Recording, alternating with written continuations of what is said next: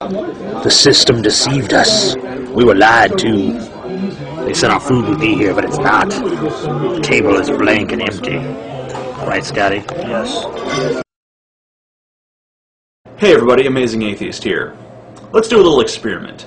Now, this experiment will only work if you're subscribed to a lot of vloggers like myself. Go look at the recent videos on your subscription list, look at the thumbnails, and pay attention to the camera angle. Now, 95% of the time, you're going to see a camera angle very similar to what you see in this video. Direct shot to the face. Now let's take a look at a video recently posted by 2Rocker for you to yours truly. Hello. Okay, so today I'm making a video about what a single person said on YouTube.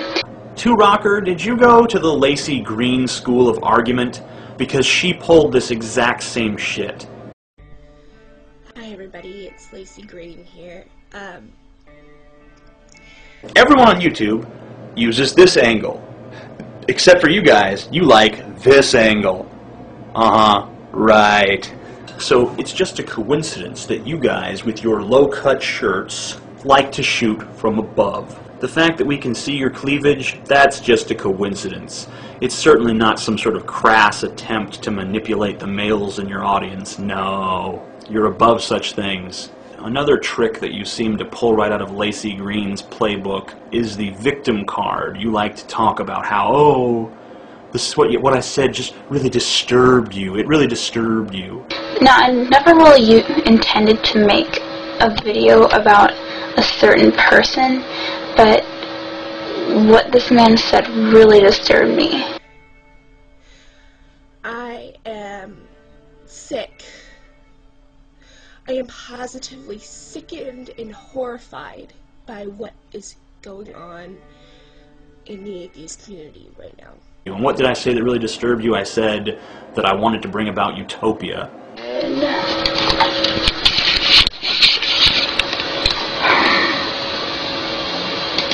I just wish you motherfuckers would drop the rope so we could bring about utopia already.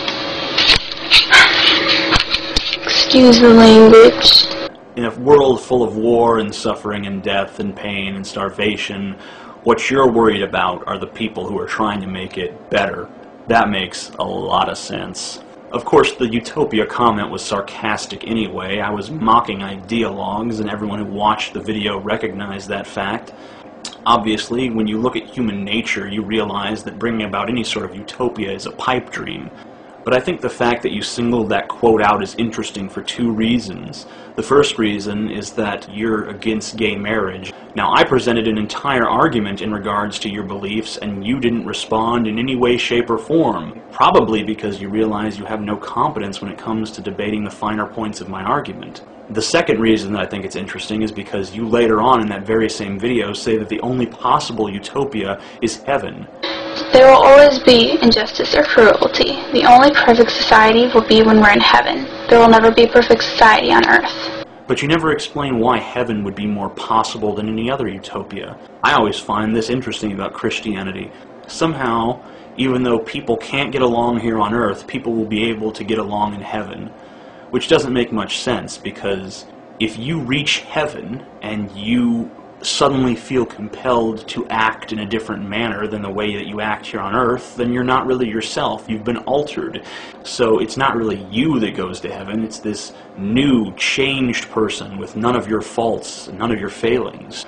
But of course, those defects are the nuances that make up your personality. So without those, you're not really yourself. Let's assume that heaven exists and Christianity is true. If you go to heaven and it truly is perfect and utopian, then you're not going to be yourself. Because only by changing your very nature could the criteria of utopia be met. And if you do go as yourself, then heaven couldn't possibly be a utopia because you would still have the same biases and inclinations that you had here on earth. So I just found it a little bit interesting that that's what you chose to argue of all things. Hopefully I'll find someone more challenging to argue with tomorrow. Me and Scotty were having an argument in the restaurant over there as to whether or not I could kick the shit out of a tiger if me and a tiger were released in the restaurant at the same time. Now, I'm pretty sure the tiger would have difficulty navigating the restaurant, Because, I mean, a tiger is used to a jungle environment where it's, you know, most of the obstacles are leaves and shit. It's a restaurant. There's tables and shit in the way. Tiger isn't used to that. Plus, I could throw things at the tiger. You know, the tiger isn't used to having shit thrown at it. That would freak the tiger out a little bit. I figure you go in the back, get a knife, stab the tiger in the fucking jugular. The tiger would whoop your fucking ass, dude. The tiger would not whoop my ass. That's fucking ridiculous. This is you. This piece of paper represents you. My hand represents the tiger. That would be. I see these keys up the tiger. My name's Cheetah.